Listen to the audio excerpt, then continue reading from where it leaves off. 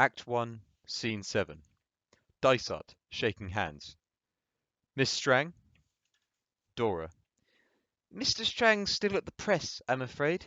He should be home in a minute. Dysart. He works Sundays as well? Oh, yes. He doesn't set much store on Sundays. Perhaps you and I could have a little talk before he comes in. Certainly. Won't you come into the living room? She leads him into the square. She is very nervous. Please.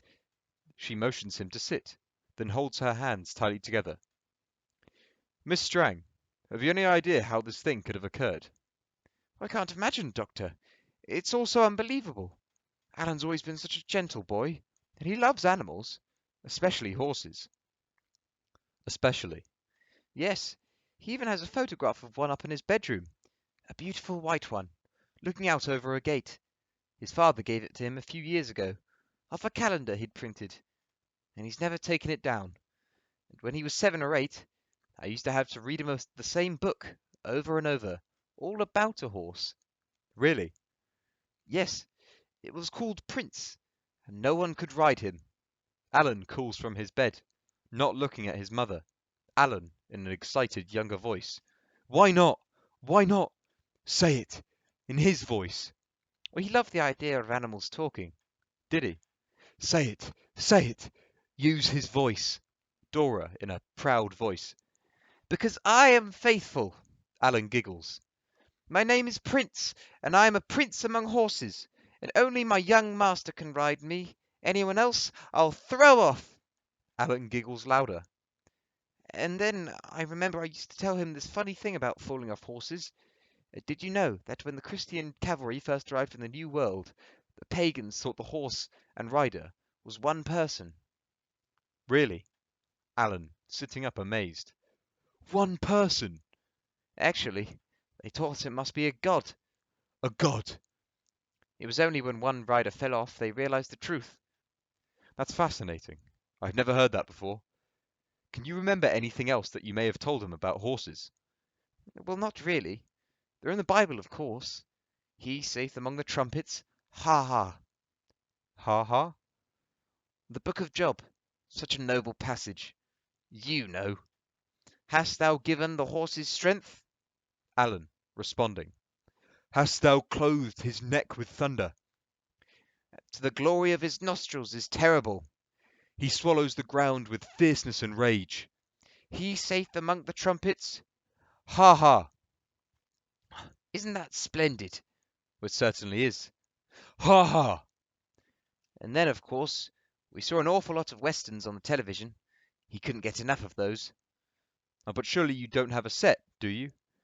I understood Mr. Strang doesn't approve. He doesn't. I used to let him slip off in the afternoons to a friend next door.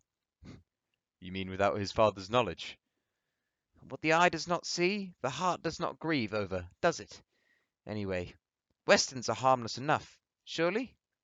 Frank stands up and enters the square. Alan lies back under the blanket. Oh, hello, dear. This is Dr. Dysart.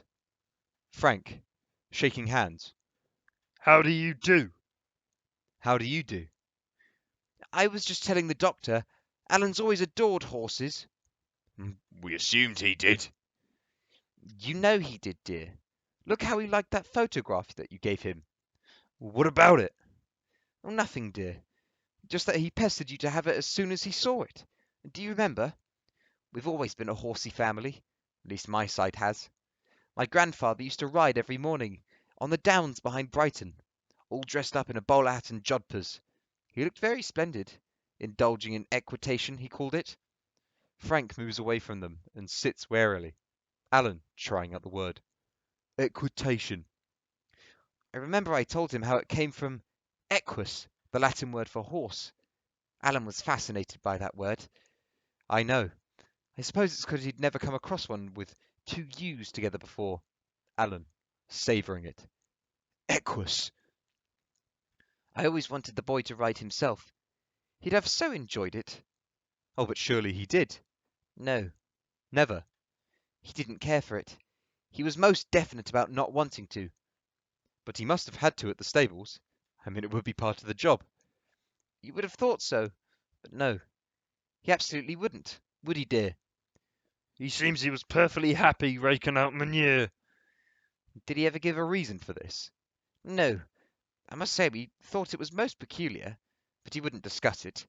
I mean, you'd have thought he was logging out to get in the air after being cooped up a week in that dreadful shop. Electrical and kitchenware.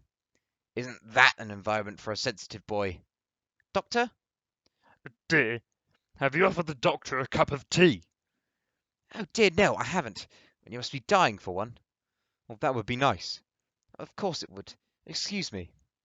She goes out, but lingers on the circle, eavesdropping near the right door. Alan stretches out under his blanket and sleeps. Frank gets up. Frank. My wife has romantic ideas, if you receive my meaning. About her family. She thinks she married beneath her. I dare say he did. I don't understand these things myself. Mr. Strang. I'm fascinated by the fact that Alan wouldn't ride. Yes, well, that's him. He's always been a weird lad, I have to be honest. Can you imagine spending your weekends like that? Just cleaning out stalls.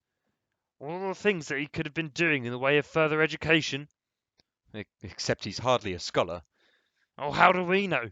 He's never really tried. His mother indulged him. She doesn't care if he can hardly write his own name. And she's a school teacher, that was. Just as long as he's happy, she says. Dora wrings her hands in anguish. Frank sits again. Would you say she was closer to him than you are? They've always been thick as thieves. I can't say I entirely approve, especially when I hear her whispering that Bible from him hour after hour up there in his room. Oh, your wife is religious. Some might say excessively so. Mind you, that's her business. But when it comes to dosing it down the boy's throat, well, frankly, he's my son as well as hers. She doesn't see that, of course. That's the funny thing about religious people. They always think that their susceptibilities are more important than the non-religious. And you're non-religious, I take it?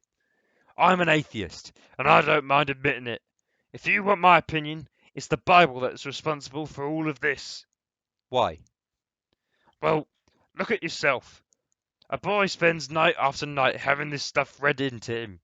An innocent man tortured to death, thorns driven into his head, nails into his hands, a spear jammed through his ribs. It can mark anyone for life, that kind of thing. I'm not joking. The boy was absolutely fascinated by all that. He was always mooning over religious pictures.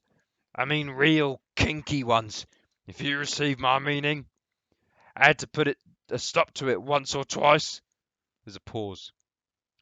Bloody religion. It's our only real problem in this house.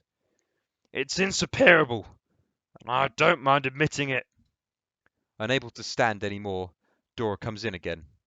Dora, pleasantly. You must excuse my husband, Doctor. This is one something of an obsession with him. Isn't it, dear? You must admit. Call it what you like. All that stuff to me is just bad sex. What has that got to do with Alan? Everything! In a very serious tone. Everything, Dora! I don't understand. What are you saying? He turns away from her. Dysart, calmly. Mr. Strang, how informed do you judge your son to be about sex? Frank, in a tight manner. I don't know. You didn't actually instruct him yourself? Not in so many words. No. Did you, Miss Strang? Well, I spoke a little. Yes, I had to. I'd been a teacher, Doctor, and I know what happens if you don't.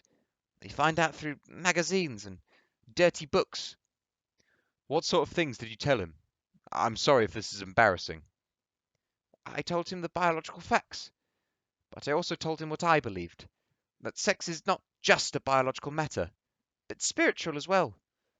That if God willed, he would fall in love one day, and that his task was to prepare himself for the most important happening in life, and after that, if he was lucky, he might come to know a higher love still.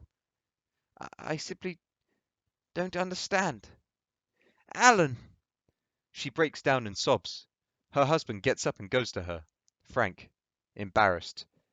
There now. Dora, come on. Dora, with sudden desperation. All right, laugh. Laugh as usual. Frank, in a kind tone. No one's laughing, Dora. She glares at him. He puts his arms around her shoulders. No one's laughing. Are they, Doctor? Tenderly, he leads his wife out of the square. They resume their places on the bench. The light grows much dimmer.